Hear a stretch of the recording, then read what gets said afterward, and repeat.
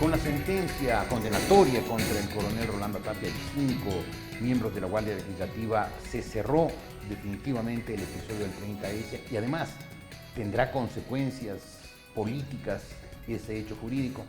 Un experto en derecho, más concretamente en derecho penal, el doctor Ramiro Aguilar, está hoy en larepublica.es. Doctor Aguilar, ¿cómo está usted? Buenos días. Buenos días, Jorge. ¿Qué dice usted, doctor? Primero, la sentencia condenatoria contra el coronel Rolando Tapia, después de que había sido absuelto el coronel Carrión, ¿le sorprendió? A ver, yo creo que son dos hechos distintos y responden a dos escenarios diferentes y a dos tiempos distintos, con un aditamento además personal diferente. Me explico. El coronel Carrión, a todas luces, no tenía ninguna participación en los hechos, no tenía mando, no tenía ningún tipo de voluntad y de posibilidad de interferir directamente en el 30 de septiembre. El presidente Correa decía otra cosa. Sí, pero en realidad la participación de Carrión fue como consecuencia de una declaración en CNN.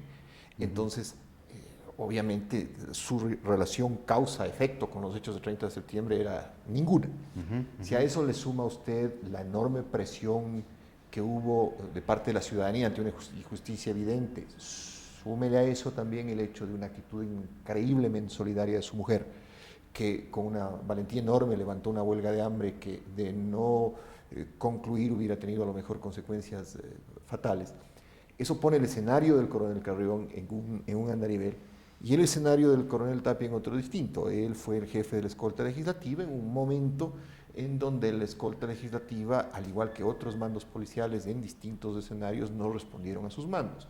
Lo que sí me parece que es absurdo es la acusación contra el coronel Tapia, es decir, el sostener que fue un delito contra la seguridad del Estado es una cosa desproporcionada absolutamente.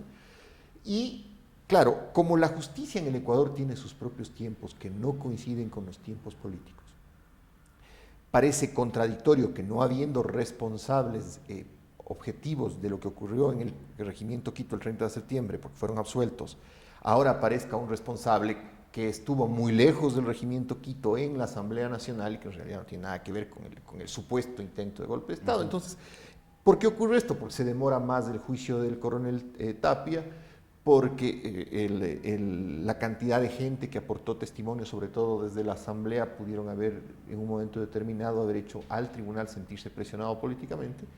Y eso conlleva la sentencia que tiene el coronel Tapia, pero que es preliminar, es susceptible de recursos y que también dentro del trámite de los recursos, al igual que los recursos que están pendientes en el tema del coronel Carrión, tiene sus propios tiempos. Usted dijo el supuesto golpe de Estado. ¿Usted lo ve como un supuesto o cree que fue todo un invento del gobierno para explicar ciertas cosas y para justificar ciertas otras? Jorge, no hubo golpe de Estado. No hubo intento de golpe de Estado, en la mente de nadie estuvo el golpe de Estado. ¿Hubo intento de magnicidio? Peor todavía. ¿Alguien quiso matar al presidente presidente Correa? Correa? Es que eso es un tema, vamos a verlo desde el punto de vista estrictamente procesal. Si hubiera habido intento de lesionar la seguridad del presidente, el presidente habría sido lesionado de alguna manera. Claro. El presidente sale ileso del regimiento Quito, sale impecable, con corbata, camisa, impecablemente peinado, y se presenta en una plaza que estaban preparando un escenario de pantallas, de luces, de discursos, desde las 5 de la tarde. Y la gente estaba convocada para la Plaza Grande para recibir al presidente de la República. Y si usted revisa un libro que es interesante, que es escrito por Juan Paciniño, que es un poco el ideólogo del gobierno, independientemente de los respetos personales que le tengo al Juan, pero así está apareciendo. Es uno de los sostenedores ideológicos del gobierno, y lo digo con mucho respeto, no tiene nada de ofensivo esto. Juan escribe un libro que se llama Insubordinación o Golpe, y ahí le hace una larga entrevista al presidente Correa. Y el presidente Correa en ese libro dice que él se entera en la mañana de que la policía se niega a salir a trabajar porque estaba haciendo rehabilitación en el gimnasio de la presidencia por su operación previa a la rodilla, y que como él es así, entonces decide posponer su decisión hasta terminar de ejercitarse, cambiarse de ropa e ir personalmente a la policía. Y la policía no le esperaba a nadie, entonces nadie puede planificar algo que no es esperado. Claro. ¿Sí? ¿Cómo querían matarlos si estaban en el regimiento Quito y el presidente estaba y nadie sabía que iba a ir? 10 kilómetros de distancia. No hay una relación de causalidad, con un punto adicional que dice el presidente en esa misma entrevista. Dice, adicionalmente a esto, Después, cuando estuvimos en el regimiento Quito, nos dimos cuenta que era una celada política, pero no dice ni quiénes son los responsables ni cómo se manifestó la celada. Entonces, eso evidencia que la idea del golpe fue más bien un acto de propaganda política, no sé de quién, pero es un acto perverso de propaganda política, porque después costó la vida de ecuatorianos en la noche. Pero como la justicia tiene sus tiempos, Jorge, sus propios tiempos, ya habrá tiempo en que se juzgue con objetividad las muertes de la noche en el hospital de la policía. O sea, me está diciendo que quienes convirtieron eso en un acto de propaganda político algún día serán llevados a la justicia. Por supuesto. Por supuesto. No estamos hablando en este momento de policías, estamos hablando a lo mejor de funcionarios de Estado. La ley dice que toda muerte violenta debe ser investigada y que toda muerte violenta tiene que ser objeto de un juicio. Le pongo de otra manera. ¿Por qué el Ecuador ha levantado un juicio penal en Sucumbíos por la muerte de Franklin Ayzalla cuando se bombardeó el campamento de las FARC en Angostura? Porque evidentemente hubo la muerte violenta de un montón de gente, entre ellos colombianos y ecuatorianos.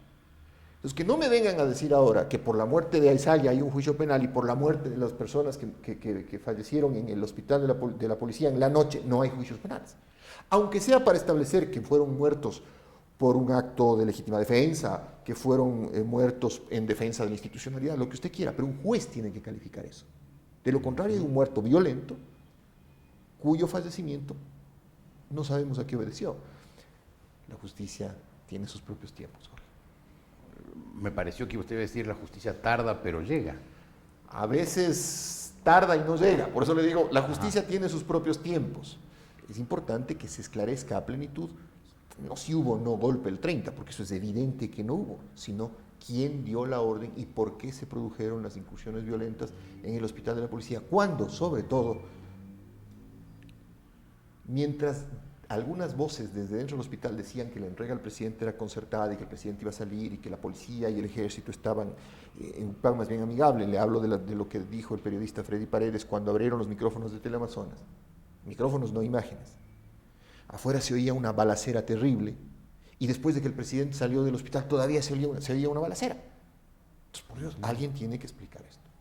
Ese día, según quienes estuvieron ahí, me refiero básicamente a periodistas, sí hubo por parte de la escolta legislativa cierta adhesión a un movimiento de desobediencia en demanda de reivindicaciones básicamente salariales.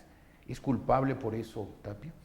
A ver, es que vamos a aplicar el mismo razonamiento que acabamos de desarrollarlo en función de lo que ocurrió en la noche a lo que ocurrió en la mañana. Lo que ocurrió en la mañana, Jorge, es impresentable. O sea, la policía se insubordina, desoye a sus mandos, desoye a los generales de la policía, veja al ministro de gobierno y veja al presidente de la República. O sea, no intenta matarlo, no hay un magnicidio, pero hay una evidente insubordinación y eso tiene que ser sancionado. O sea, tampoco podemos llegar los ecuatorianos a decir que el 30 no pasó nada. Claro, pasaron cosas muy graves en la mañana por las cuales deben ser acusados, pero de acuerdo a los tipos penales correctos. O sea, no, ¿qué pasa? ¿Por qué pierdo los juicios? Porque acuso por un tipo agravado, distinto, quizás con interés político, y no acuso por el tipo penal correcto por el hecho que efectivamente ocurrió. En la mañana hubo una gravísima insubordinación y los policías debieron haber sido juzgados por insubordinación, quienes se insubordinaron obviamente, y en la noche hubieron muertos y tiene que ser juzgada esa muerte. Son dos episodios. Son dos episodios. Pero el de la mañana, la escolta legislativa era encabezada por el coronel Tapia. ¿Él es culpable? ¿Él es responsable de esa insubordinación que ocurrió?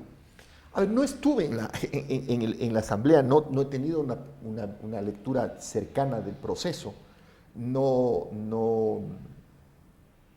podría afirmar categóricamente, Jorge, lo que ocurrió el 30 de septiembre en las dependencias de la asamblea. Pero hay una serie de asambleístas que han declarado. Pero si los asambleístas han declarado, correcto, y han declarado bajo juramento y le han creado al tribunal la convicción de que evidentemente la escolta ya actuaba por su cuenta y que no les brindaba la protección que debía brindarles como consecuencia de su investidura de legisladores, independientemente de las banderas políticas que tengan, obviamente alguien tiene que responder. Porque tampoco es usual, tampoco es correcto, tampoco está bien que la escolta legislativa en un momento determinado demuestre autonomía respecto a los legisladores, claro, y ahí se vuelva eso una tierra de nadie. Le repito, siendo dos hechos distintos y poniendo distancia además de lo que ocurría en el Regimiento Quito de lo que ocurría en el Palacio Legislativo. Si en efecto hubo insubordinación de la policía y esa insubordinación fue de alguna manera encabezado, dirigida o autorizada por el coronel Tapia, él es culpable, siendo la escolta legislativa la que debe cuidar la seguridad de los legisladores, culpable de atentado a la seguridad del Estado. No, atentar a la seguridad del Estado bajo ninguna circunstancia, es decir, no se puso en riesgo la seguridad del Estado aunque la escolta hubiera actuado independientemente. Ese es un delito de insubordinación. Tiene su propia sanción y su propio tipo. Obviamente no le estoy juzgando al coronel Tapia, no tengo una lectura del proceso, porque lo que sí le puedo decir es que hay un despropósito, una desproporción, una distancia abismal entre el tipo por el cual se le condena y por el cual se le acusa, y a lo mejor el tipo más grave por el que se le podía haber acusado si se era objetivo en la acusación. Doctor Aguilar, muchas gracias. Creo que ha sido muy esclarecedor sus explicaciones como especialista que es usted en temas de derecho penal. Doctor Aguilar, doctor Ramiro Aguilar, penalista, aquí en larepublica.es.